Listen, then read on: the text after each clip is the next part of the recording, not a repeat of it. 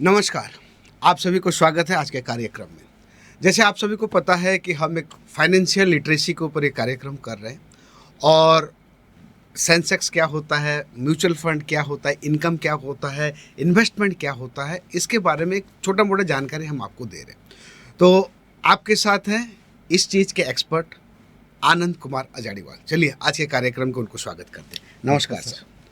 तो जैसे कि हम पिछले कार्यक्रम में बात कर चुके हैं, इनकम क्या होता है, इन्वेस्टमेंट क्या होता है, म्यूचुअल फंड क्या होता है। यहाँ पर और एक सवाल हमारे मन में आ रहा है कि जैसे यहाँ इन्वेस्ट होता है, जो हम लोग पैसा लगा रहे हैं वो इन्वेस्ट होता है निफ्टी में, सेंसेक्स में या। तो आज के कार्यक्रम में हम किसके ऊपर बात करेंगे?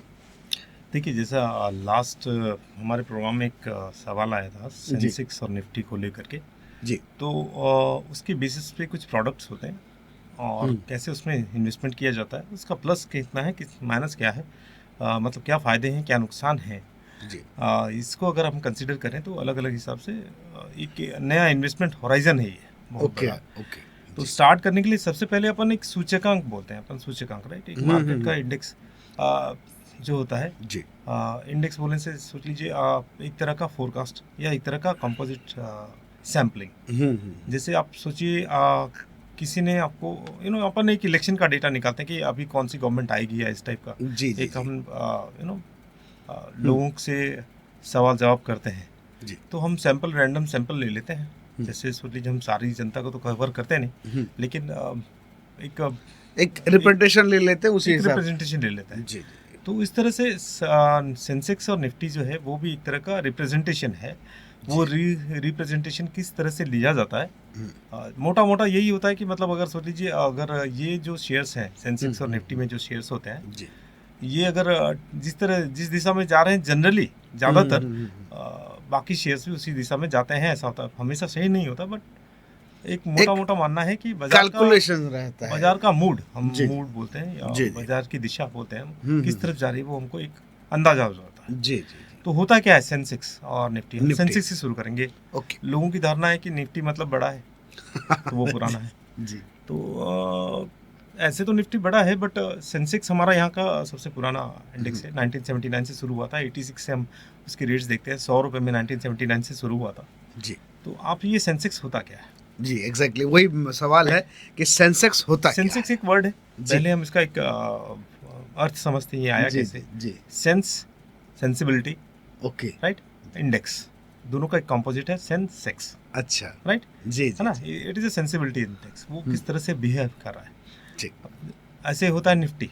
हम्म, निफ्टी मतलब नेशनल स्टॉक एक्सचेंज एंड 50, अच्छा। 50 स्टॉक्स, बड़े 50 स्टॉक्स का वो बना होता है। मार्केट कैपिटलाइजेशन के हिसाब से जो बड़ी कंपनियां होती हैं उनको इसमें कंसिडर किया जाता है। निफ्टी में 50 कंपनियां और सेंसेक्स में 30 कंपनियां। अच्छा। इसका होराइजन थोड़ा कम है, दोनों में इंडेक्स का फॉर्मेशन अलग है। इसीलिए देखिए कि वो थोड़ा पुराना है तो ज़्यादा समय तक चल पड़ा है, थोड़ा आगे जा के सेंसेक्स में ज़्यादा कंपनियां हैं, जी। 4,000 5,000 के ऊपर कंपनियां हैं। निफ्टी में थोड़ी कम कंपनियां हैं। तो इंडेक्स के बेसिस पे अगर हम देखते हैं तो हमको सूचकांक मिल जाता है, जी, और वो जी, सूचकांक बनता है कंपनियों से। 50 कंपनियां निफ्टी में, 30 कंपनियां सेंसेक्स में, यहाँ तक हमने जाना। अब इनका सिलेक्शन कैसे होता है इन ओके, कंपनियों का, राइट। जी। मार्केट कैपिटलाइजेशन हमने बोला, हमने डिस्कशन तो कर लिया। जो मार्केट कैपिटलाइजेशन कैसा होता है कि किसी कंपनी का कितना शेयर्स मार्केट में है, उसका करंट वैल्यू, उसके हिसाब से जो सबसे बड़ा कंपनी होता है वो सब कंसीडर किया जाता है रैंकिंग बेसिस पे। मतलब एक हिसाब से बोला जाएगा कंपनी का जितना नेटवर्थ के हिसाब से कैलकुलेशन करेंगे उस हिसाब से। अब ये नेटवर्थ में भी एक एक छोटा सा ये होता है टेक्निक। हाँ, सेंसेक्स में आने के लिए हाँ। नॉर्मली आपका मार्केट कैपिटल अलग हो सकता है, जी। लेकिन सेंसेक्स में आने के लिए फ्री फ्लोट कैपिटल बोलते हैं, राइट। फ्री फ्लोट कैपिटल क्या होता है, समझने के लिए तौर पर बोलता हूँ कि सोच लीजिए एक कंपनी के 1000 शेयर हैं, है ना। 10 रुपये का भाव है, सोच लीजिए अंदाजा, तो 10,000 रुपये का उसका मार्केट कैप होना चाहिए। लेकिन सेंसेक्स में का वो पूरा पोर्शन कंप्लीट नहीं होता। आप समझिए कि उसमें फ्री फ्लोट, यानी कि जो कि मार्केट में ट्रेड के लिए अवेलेबल है, यानी ऐसे शेयर्स जो कि प्रोप्राइटर्स या कंपनी के जो मालिक हैं या जो डायरेक्टर्स वगैरह जिनके पास भी जो शेयर कभी भी मार्केट में आए नहीं, अच्छा, है ना? जो मतलब पर्सनल शेयर्स हैं, जो पब्लिक जी, इशूड जी, है और पर्सनल उसी हिसाब से। जी, जी, जो उनके जो पर्सनल शेयर्स हैं, सोच लीजिए 1000 शेयर ने हमने बात की थी, 600 शेयर मैंने कंपनी के ओनर्स के पास में है, जो कि बाजार में कभी भी नहीं आए। हम्म, तो यहाँ पर फ्री फ्लोट मार्केट कैपिटलाइजेशन हो जाएगा 400 शेयर्स, ओके, राइट? ठीक, उसके ठीक। बेसिस पे इसको काउंट किया जाता है। कैलकुलेशन किया जाए, मतलब हाँ। एक हिसाब से कहा जाएगा कि वो 400 शेयर का जो नेटवर्थ वैल्यू आ रहा है उसी हिसाब से ही कैलकुलेशन होता है और उसी हिसाब से सेंसेक्स में उनका नंबरिंग आ जाता है। करेक्ट। जी वैसे ही निफ्टी में भी होता है, 50 शेयर्स लिए जाते हैं, जी। सेम फार्मूला होता है मोटा मोटा। जी। आप समझिए कि अब इसमें रीबैलेंसिंग होती है, एक पीरियडिकल रीबैलेंसिंग होती है। 3 महीने में अगर ज़रूरत पड़ी तो 3 महीने में, नहीं तो 6 महीने में, साल में 2 बार ओके। एक की रीबैलेंसिंग होती है। जो उसका मार्केट कैपिटल है ना, एक बार रीबैलेंस करके उसको 6 महीने के लिए छोड़ ही दिया जाता है। ज़्यादा कुछ इम्पैक्ट नहीं आए तो 3 महीने में उसका रीबैलेंसिंग नहीं होता है। ओके। कुछ इम्पैक्ट आता है बहुत बड़ा मेजर, तो उसको बीच में भी कंसिडर करके सूचकांक में हाँ, मतलब ऊपर नई नीचे कंपनी किया को जा सकता है या फिर लाया जाता है और पुराने पुरानी कंपनी को निकाला जाता निकाला भी जाता है। ओके। ठीक है। जी जी तो ये होता है सेंसेक्स और निफ्टी। जी। तो ऐसे जैसे बेसिक नॉलेज अपना तो आ ही गया कि किस हिसाब से सेंसेक्स बना, किस हिसाब से निफ्टी बना, इसमें लगता कैसे है, किस हिसाब से इन्वेस्टमेंट होता है, क्या प्लानिंग रहता है, वो थोड़ा समझाइए। लीमेंस लैंग्वेज में देखा जाता है, आप लोगों को जी। चार्ट्स दिखाए जाते हैं, राइट? जी जी जी। बाजार इतना था, हाँ। सोच लीजिए 20,000 सेंसेक्स था, 20,80,000 हो गया, करेक्ट है? जी। तो हम डायरेक्टली सेंसेक्स को नहीं खरीद सकते, हम्म, हम उनकी रिप्लिका खरीदते हैं, मतलब उसके जैसे। जी जी। तो उसके उसके बेस पे, उसके अंडरलाइंग एसेट के बेस पे एक हम्म, जो फार्मूला इसमें है उसी फार्मूला को अडॉप्ट करके दूसरी जगह में हम इन्वेस्ट करते हैं। ओके। इन्वेस्टमेंट सेंसेक्स और निफ्टी में हम्म, या और कोई सूचकांक, अभी तो हम सेंसेक्स या निफ्टी बोले हैं, यहाँ पर बहुत सारे मिड कैप्स होते हैं, स्मॉल कैप्स के इंडेक्स होते हैं, सेक्टरल इंडेक्सेस होते हैं, अच्छा है ना? जी। थीमेटिक होते हैं, जैसे एफएमसीजी इंडेक्स है तो उसमें सारी एफएमसीजी की कंपनी आती है, फास्ट जी। Moving consumer goods. अब वो एक सेक्टर का नहीं है, अलग अलग सेक्टर अलग मिला अलग करके हो सेक्टर गया। है, जी जी खाली ऑटो लेंगे तो ऑटो इनिशियल ऑटो इंडेक्स हो जाता है। जी। आईटी इंडेक्स सिर्फ आईटी की कंपनियां ओके, होती हैं। जी जी। तो इस तरह बहुत सारे इंडेक्सेस होते हैं, तो उन इंडेक्स में डायरेक्टली हम पैसा नहीं लगा करके उनसे रिजेंबल प्रोडक्ट्स पे हम पैसा लगा सकते हैं। जी अब इसका दो व्यू होता है, ठीक। एक हमने लिया ट्रेडिंग, हम्म, राइट? डायरेक्टली जो ट्रेड करता है हाँ वो, जी, जी तो जी। ट्रेड जो करते हैं उसमें डीमैट पे खोल करके उसको इंडेक्स के फ्यूचर्स और ऑप्शंस पे पैसा लगाना होता है। जी या फिर वो म्यूचुअल फंड और ईटीएफ्स के थ्रू से एक होल्डिंग पैटर्न बना सकता है। जी जी जी। अब दोनों में डिफरेंस क्या है? इंडेक्स में कि जो फ्यूचर्स और ऑप्शंस होते हैं, डेरिवेटिव्स हम बोलते हैं, इसके ऊपर हम एक डिटेल क्लास करेंगे डेरिवेटिव्स के ऊपर में। जी अभी के लिए ये जान के रखिए, डेरिवेटिव्स ट्रेडिंग के पर्पज से या हेजिंग के पर्पज से टेम्परेरी शॉर्ट टर्म के हिसाब से यूज़ किया जाता है जनरली। ओके। जी आप समझिए कि इसमें ज़्यादा से ज़्यादा आप 3 महीने की फारदेस्ट पोजीशन ले सकते हैं, ज़्यादा से ज़्यादा हाँ। 3 महीने की दूरी को आप कैप्चर कर सकते हैं। उसके बाद आपको फिर से डिसीजन लेना होता है कि आपको उसमें बने रहना है या फिर नया बाहर निकल फ्यूचर जाना है। लेना पड़ता है उसी अंडरलाइंग एसेट का, यानी निफ्टी या सेंसेक्स का जी अगर हम ले रहे हैं तो ये होता है ट्रेडिंग पर्पस। जी।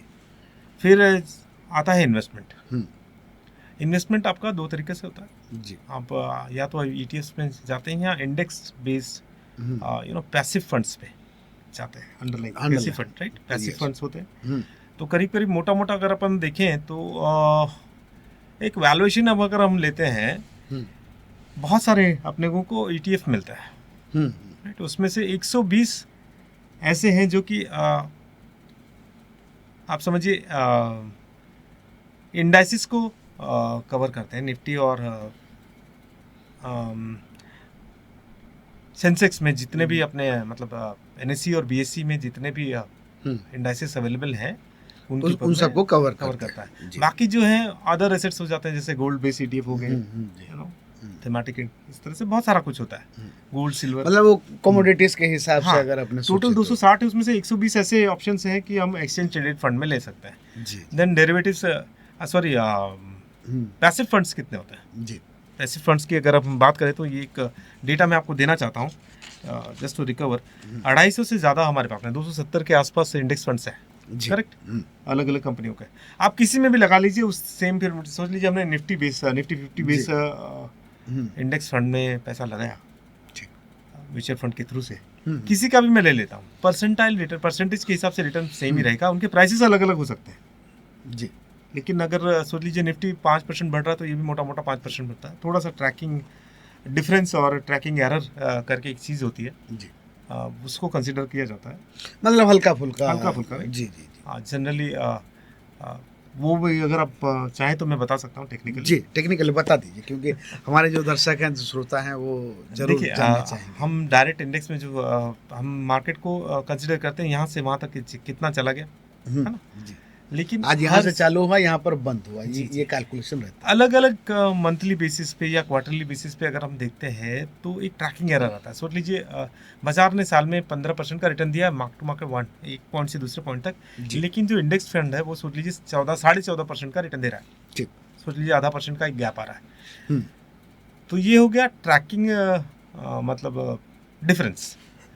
अब ओके। इसको ट्रैकिंग एरर में काउंट करने के लिए इसकी वॉलेटिलिटी काउंट होनी चाहिए। एवरेजली हम देखते हैं कि अगर ये आधा % है तो इट इज़ गुड, अच्छा। लेकिन कभी वो 1% हो जाता है, हम्म, कभी 0.1% हो जाता है, 50 के आसपास नहीं रहता। तो वो उसकी जो स्टैंडर्ड है यानी 50 पैसे की जो स्टैंडर्ड है उससे डेविएट करता है, स्टैंडर्ड डेविएशन हम उसको बोलते हैं, अच्छा। राइट। जी। तो वो उसको जब कवर करते हैं हम तो उसको मॉनिटर करते हैं, उसको हम ट्रैकिंग एरर बोलते हैं, ओके। जो डिफरेंसेस आते हैं। डिफरेंसेस आता है। राइट। तो ट्रैकिंग एरर एक बड़ा कॉज होता है। आप एक्टिव फंड्स में जाएं या पैसिव फंड्स में जाएं उसका डिसीजन लेने के लिए। जी।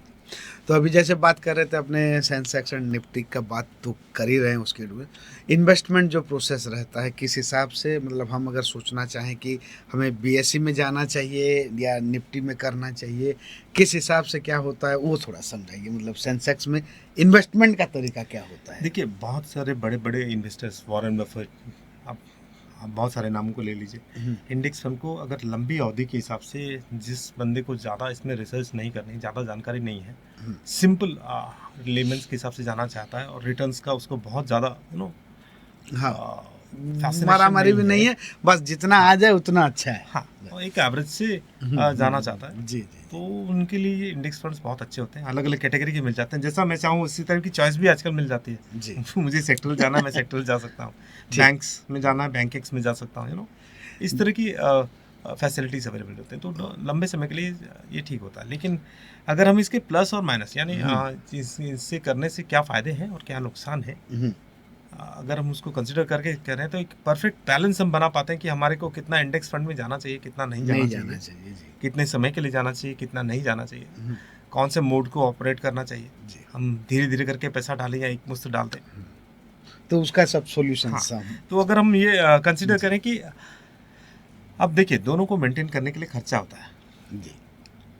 म्यूचुअल फंड में क्या खर्चा होता है, हम उसको TER बोलते हैं, वो TER थोड़ा सा ज़्यादा होता है क्योंकि उसमें एक्टिवली मैनेज फंड मैनेजर्स होते हैं, उनकी टीम्स होती हैं, रिसर्च का खर्चा होता है, डेटा इंटरप्रिटेशन का खर्चा होता है, जैसे तरह के मैंने बहुत सारा इंफ्रास्ट्रक्चर भी लगता है, तो उस पर खर्चा थोड़ा ज़्यादा होता है। तो TER जो होता है 1.5-2% तक भी जाता है। ओके। डिपेंड करता है अलग अलग कैटेगरी में। लेकिन वो अगर हम ETFs और पैसिव फंड्स में, एक्सचेंज बेस्ड फंड में या इंडेक्स बेस्ड फंड है जितने, उसमें वो खर्चा बहुत कम होता है। अच्छा। 30 पैसे, 40 पैसे, 10 पैसे, 20 पैसे, अलग अलग होराइजन होते हैं, डिपेंड करता है उस हिसाब से खर्चा, लेकिन नॉर्मली इससे कम होता है। अब दूसरा क्या है, एक रेडीमेड आपको पोर्टफोलियो, छोटा सा पोर्टफोलियो मिल जाता है। Yes, exactly. छोटा सा पोर्टफोलियो रेडीमेड, आपको मेहनत नहीं करनी पड़ी उसके लिए, अपना दिमाग लगाना नहीं है, जो रेडीमेड मिल रहा है उसी के ऊपर थोड़ा फॉलो कर लेने से हो जाएगा बस। जो रिव्यू हम पर्सनली करते हैं जी 3 साल में, 2 साल में, ये पीरियडिकली ऑटोमेटिक कर रहा है। जनरली सेंसेक्स में और निफ्टी में कौन सी कंपनियां जाएंगी? सब बड़े बड़े कंपनीज हैं। बड़ी तो ठीक है, इसका प्रोसीजर के हिसाब से अगर अपन जाएं तो समझिए जो कंपनियां 3 महीने या 6 महीने के अंतराल में अच्छा कर रही हैं, जिनका की रिजल्ट नहीं रहा है, वो इंडेक्स से बाहर नहीं जा रही है, जी अच्छा कर रही है तो उनके रेट्स पे रिफ्लेक्ट होता है, और रेट्स अच्छे हैं तो उसकी मार्केट कैपिटलाइजेशन बढ़ती है, और बढ़ती है तो वो अपने स्टेटस को मेंटेन कर पाते हैं, तो वो एक्सचेंज में रहते हैं। अगर वो जरा भी खराब करते हैं तो वो निकल जाते हैं ना। Yes, exactly. तो मतलब यहाँ पर सोचने का ये नहीं है, मतलब वो काम सेंसेक्स वाले और निफ्टी वाले ही कर रहे हैं कि जो परफॉर्म नहीं कर रहा है वो हट जा रहा है, जो परफॉर्म कर रहा है वो कंटिन्यू कर रहा है। अब ये तो नॉर्मल फायदे हो गए। जी। अब थोड़ी सी नुकसान की बात करते हैं क्या अच्छा, होता जो कि कोई सुनना नहीं चाहता है। है। नुकसान इन द सेंस इसको चूज करने में क्या नुकसान है वो अच्छा, मतलब ओके, जी, इस जी। इंडेक्स फंड से हमको पैसे से क्या कितना नुकसान हो इसकी बातें हम नहीं कर रहे हैं। जी। और ये जो बातें हैं हम्म। इस तरह से समझिए कि आप समझ लिए एक रैंडम सैंपल ले रहे हैं 30 लोगों का। ठीक। ये एग्जांपल मैंने किसी और का देखा था तो मैं उसको रिप्लिकेट करना चाहता हूँ। हम्म। उन्होंने बड़ा अच्छा प्रेजेंटेशन दिया था, नाम मैं पता नहीं पा रहा हूँ। जी। आप समझिए एक स्कूल है 4,000 4,000 5,000 बच्चों का, सेंसेक्स की बात करते हैं। जी। एक उसमें से हमने 30 अच्छे बच्चों को, टॉपर बच्चों को छांट लिया। ठीक। अब आप समझिए हम्म। ये 30 बच्चे 4,000 5,000 बच्चों को रिप्रेजेंट कर रहे हैं। जी। क्या एक सही मापदंड है? नहीं ना, नहीं है, नहीं है। है ना। जी। तो कभी कभी ऐसा भी होगा कि नीचे वाले बहुत कुछ अच्छा कर सकते हैं, कर सकते हैं है ना? लेकिन उनको स्कोप नहीं है। तो इन्वेस्टमेंट हॉराइजन के हिसाब से अगर हम रिटर्न्स की बात देखें, कुछ कुछ हम्म। छोटे कंपनियों में पैसा बहुत ज़्यादा बन जाता है, हम्म।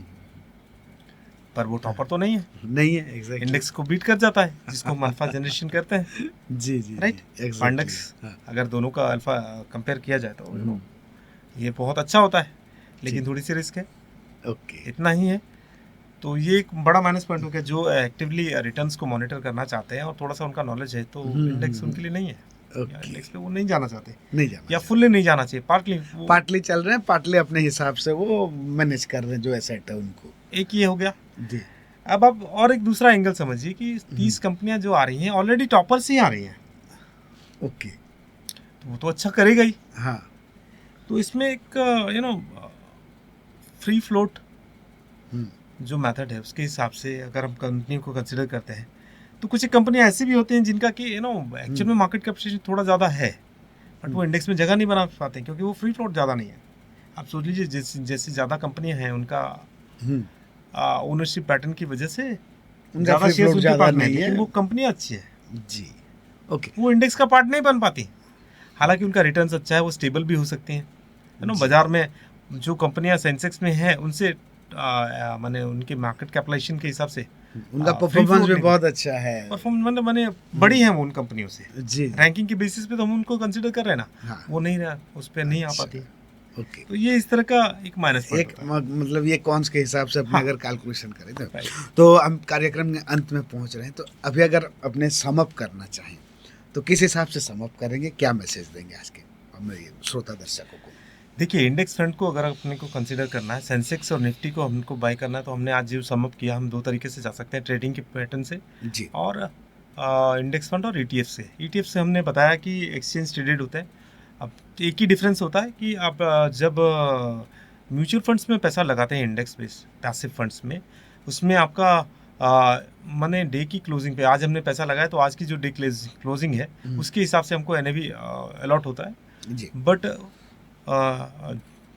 जैसे कि ईटीएफ इटसेल्फ उसका डेफिनेशन है, एक्सचेंज में ट्रेड होता है तो उसका रियल टाइम पे जो रेट्स होती है उसको आप कैप्चर करके उस रेट्स पे उसको खरीद सकते हैं, राइट। इसमें आपको यूनिट वाइज जाना होता है, इसमें आपको पैसे के हिसाब से आप 10,000 रुपये का आपने खरीद लिया, पर ईटीएफ आपको 10 यूनिट 5 यूनिट 7 यूनिट 50 यूनिट उसकी जो रेट्स है सोच लीजिए 220 रुपये 15 पैसे, उसके हिसाब से आपको पेमेंट करनी होती है, कैलकुलेट करके होगा। तो वो इस तरह का ये एक डिफरेंस होता है। जी। तो अब इन सब को करने के लिए आपका फिर वही मोट होता है, इकोनॉमिक एंगल और हमारा जो शुरुआत में हम लोग बात किए थे। जी जी जी राइट। जी, जी। हमको कम खर्चे में करना है, हमको ज़्यादा रिटर्न्स नहीं चाहिए, या एवरेजली एक मार्केट के आसपास का रिटर्न देने से हम खुश हैं, जी। तो हम इसके ऊपर जा सकते हैं। जैसे हमने समअप किया उसके हिसाब से मैं एक डिक्लेरेशन देना चाहता हूँ कि मैं एक म्यूचुअल फंड डिस्ट्रीब्यूटर हूँ, MP registered mutual fund distributor. ERN code है मेरा 24230 यानी 24230। जो भी हमने आपको इन्फॉर्मेशन दी है ये एजुकेशन के पर्पज़ से है। एक प्रोडक्ट को या एक सेंसेक्स या निफ्टी को कैसे समझा जाए जी। उसका एक नज़रिया है, तो ये इसको एक इन्वेस्टमेंट आइडिया या टिप्स के हिसाब से ना लिया जाए। और वही चीज़ हम कार्यक्रम के शुरुआत में भी बोले हैं कि ये एजुकेशनल पर्पस में हम कर रहे हैं, नॉलेज बढ़ाने के लिए। जो लोग मार्केट के रिलेटेड काम करना चाहते हैं उनका नॉलेज गेन कराने के लिए हमारी तरफ से ये कोशिश है। आनंद जी हमारे स्टूडियो में आए, दर्शकों के लिए, हमारे श्रोताओं के लिए कुछ शब्द कहे, कुछ ज्ञान दिए। फिर अगले कार्यक्रम के प्रतीक्षा के साथ आपको धन्यवाद, नमस्कार। नमस्कार।